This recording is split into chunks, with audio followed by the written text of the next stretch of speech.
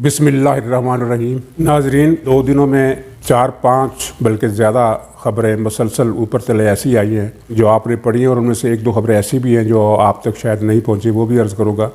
کہ ان خبروں کو اگر ملایا جائے تو منظر نامے کی شکل بہت حد تک واضح ہو جاتی ہے۔ لیکن ان خبروں پر آنے سے پہلے میں یہ تبصرہ کرنا چاہتا ہوں کہ وزیر اعظم سری لنکا کے دورے پر تھے، وہاں انہیں پارلیمنٹ سے خطاب کرنے کی اجازت نہیں دی گئی۔ اس کی وجوہات کیا ہے؟ اخبارات نے کچھ ادھر ادھر کی باتیں لکھی ہیں۔ بہرحال ہم اتنا جانتے ہیں کہ سری لنکا کی پارلیمنٹ الیکشن کے ذریعے وجود میں آئی ہے، سلیکشن کے ذریعے نہیں۔ شاید ایک وجہ یہ بھی ہو، واللہ عالم۔ جو بھی ہو، یہ ایک بڑی شرمندگی کا مقام ہے کہ خواہش کے باوجود، بلکہ پہلے تو یہ خبر تھی کہ درخواست قبول کر لی گئی ہے، لیکن بعد میں پتہ چلا کہ انکار کر دیا گیا کہ پارلیمنٹ والے نہیں مان رہے، وہ آپ کا خطاب نہیں سننا چاہتے۔ خبریں جناب یہ ہیں کہ نواز شریف صاحب نے لندن میں ایک سوال کے جواب میں یہ کہا کہ ہو سکتا ہے کہ اگلے چند مہینوں میں انتخابات کی فضا بن جائے، یعنی کہ وہ امکان ظاہر کر رہے ہیں کہ اگلے چند مہینوں میں بات انتخابات تک چلی جائے گی اور انتخابات ہوں گے۔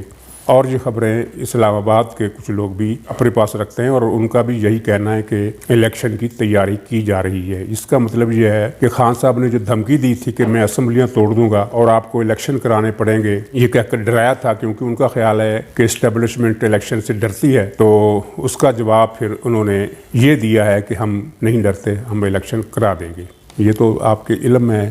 کہ الیکشن کرانا یا نہ کرانا ابھی تک پاکستان کے سول نمائندوں کے اختیار میں نہیں ہے، یہ فیصلے کہیں اور ہوتے ہیں۔ ناظرین، دوسری کچھ خبریں پی ٹی آئی کے اندر انتشار کے حوالے سے جو سامنے آئی ہیں وہ یہ ہے کہ مثلا لیاقت جتوئی نے یہ کہا کہ کسی ابڑو نام کے صاحب کو پی ٹی آئی نے 35 کروڑ روپے رشوت لے کر ٹکٹ دیا ہے، اور پی ٹی آئی نے اگرچہ اس کی تردید کی ہے، لیکن لیاقت جتوئی نے آج کہا ہے کہ میں عدالت میں اس کا ثبوت پیش کروں گا۔ ایسا ہی الزام بلوچستان میں لگا تھا، جہاں ایک صاحب کو 70 کروڑ روپے کی رشوت لے کر ایمانداروں کی پارٹی نے 70 کروڑ روپے کی رشوت لے کر ٹکٹ دیا تھا، وہ بعد میں واپس ہو گیا۔ پیسے واپس ہوئے کہ نہیں ہوئے یہ نہیں پتہ چلا۔ بلوچستان میں جو پارلیمانی لیڈر ہے تحریک انصاف کے، وہ بھی باغی ہیں۔ پختونخوا میں بھی بغاوت کا دائرہ پھیل گیا ہے۔ اور ایک خبر جو بڑی دلچسپ ہے وہ یہ ہے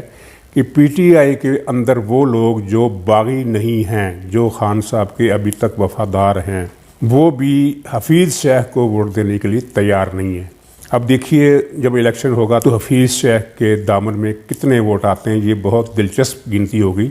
کہ انہیں کتنے لوگوں نے ووٹ ڈالے۔ یوسف رضا گیلانی کو یہ اعتماد ہے، اور ہر گزرتے لمحے کے ساتھ یہ اعتماد بڑھتا جا رہا ہے کہ ان کو بہت زیادہ ان کی اندازے اور توقع سے زیادہ ووٹ ملیں گے۔ تیسری آج کی خبر ہے، اور اس سے پہلے سندھ ہائی کورٹ بار نے بھی یہی مطالبہ کیا تھا جو آج مریم نواز صاحبہ نے کیا ہے۔ انہوں نے کہا کہ عدلیہ اوپن بیلٹ کے کیس میں پارٹی نہ بنے اور عمران خان کی ڈوبتی ہوئی کشتی کو سہارا نہ دے۔ بالکل یہی بات تھوڑے سے لفظوں کے ہیر پھیر کے ساتھ سندھ ہائی کورٹ بار نے بھی کی تھی، اور یہ تاثر یہی ہے کہ عمران خان اپنی ڈوبتی کشتی کو بچانے کے لیے سپریم کورٹ کا سہارا تلاش کر رہے ہیں۔ تو سپریم کورٹ کیا فیصلہ کرتی ہے ہمیں نہیں پتہ، لیکن آج چیف جسٹس کے ریمارکس آئے ہیں، وہ قابل غور ہیں۔ انہوں نے کہا کہ اوپن یا سیکرٹ بیلٹ کا فیصلہ ہم نے نہیں، پارلیمنٹ نے کرنا ہے، اور سپریم کورٹ پارلیمنٹ کے متبادل نہیں ہے۔ یہ بیان بہت اہم ہے، اگرچہ چیف جسٹس نے ساتھ ہی یہ بھی کہا کہ ہم نے 3 سوالوں کے جواب تلاش کرنے ہیں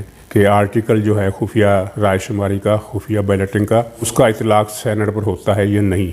ظاہر ہے اس بیان پر تھوڑی توجہ جاتی ہے کہ یہ وہ بیان جو ہے کہ ہم اوپن اور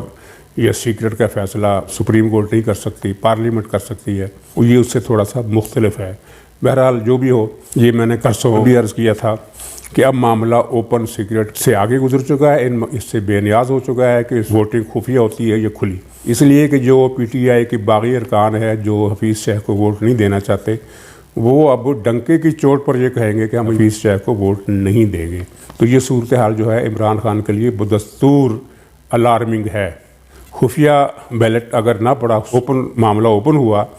تو ہو سکتا ہے پنجاب میں خان صاحب کو کچھ فائدہ ہو جائے، لیکن زیادہ فائدہ ہونے کی امید ذرا کم ہے۔ صورتحال جو ہے وہ اپوزیشن کی توقع سے زیادہ ان کی فیور میں جا رہی ہے اور عمران خان کی مخالفت میں جا رہی ہے۔ مریم نواز صاحبہ نے سپریم کورٹ کے حوالے سے جو کہا، اس کے علاوہ انہوں نے حلقہ 75 کے ضمنی الیکشن میں جو کچھ ہوا اس کو ایک باقاعدہ یعنی دستاویزی شکل دے دی ہے، اور وہ تمام واقعات اکٹھے کر کے انہوں نے پریس کانفرنس کی ہے، جلسہ میں خطاب کی ہے وزیر آباد میں، اور وہ ساری باتیں کھول کر بیان کر دی ہے کہ وہاں کس طرح دھاندلی ہوئی اور کس طرح غائب کیا گیا۔ اور انہوں نے سب سے اہم بات یہ کی جو میں نے 2-3 بلاگ پہلے، اپنے 3-4 دن پہلے یہ کہا تھا کہ یہ جو آپریشن ہوا ہے وزیر آباد میں، اس میں فوج کی کسی ایجنسی کا ہاتھ نہیں ہے، بلکہ اس ایجنسی کا ہاتھ ہے جو وزیر اعظم کے براہ راست ماتحت کام کرتی ہے۔ تو ظاہر ہے وہ ISI یا MI نہیں ہے، وہ کچھ تیسری ایجنسی ہے، اور اس ایجنسی کے جو اعلی کار تھے وہ ایڈمنسٹریشن تھی، پنجاب کی صوبائی بھی اور علاقے کی مقامی بھی، اور اس میں PTI کی قیادت بھی ملوث تھی، ان کے MPA، ان کے وزیر، اور سب کچھ یہ پہلے سے طے کیا گیا تھا۔ فائرنگ سے لے کر پولنگ اسٹیشنوں پر ووٹروں کو اندر داخل ہونے سے روکنے تک کے جتنے واقعات ہوئے ہیں، ان سب کی نگرانی، جیسا کہ مریم نواز صاحب نے بھی کہہ دیا، کہ بنی گالہ کے اس 300 کنال کے محل سے ہو رہی تھی، وہاں سے براہ راست نگرانی ہو رہی تھی۔ اور یہ سب باتیں جھوٹ ہیں کہ خان صاحب کو پتہ ہی نہیں تھا کہ یہ نیچے کیا ہو گیا، یہ سارا نیچے والوں نے کام کر دیا۔ یہ خان صاحب کی براہ راست، اور یہ ان کے لیے بہت امبیرسنگ پوزیشن پیدا ہو گئی ہے،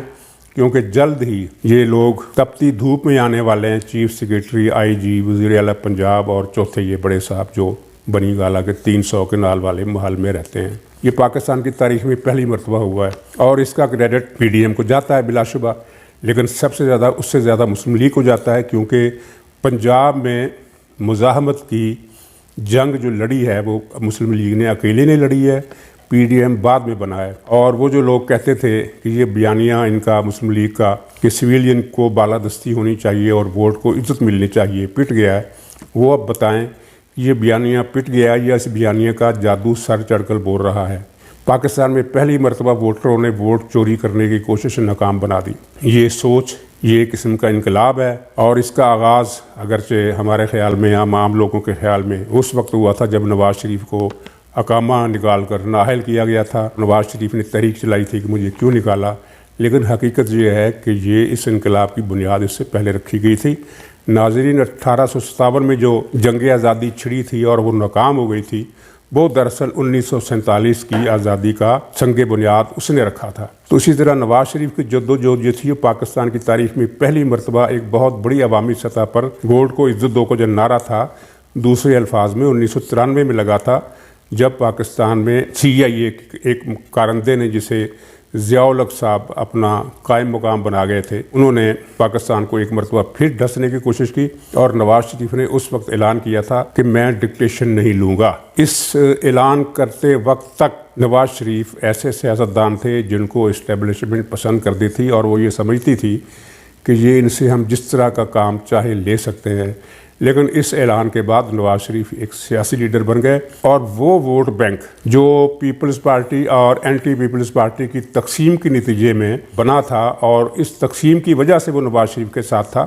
وہ ووٹ بینک اس تقسیم سے بالاتر ہو کر نواز شریف کا ووٹ بینک بن گیا۔ نواز شریف کی جدوجہد کا دوسرا مرحلہ پرویز مشرف کے ساتھ کشمکش میں نکلا، اور یہ تیسرا مرحلہ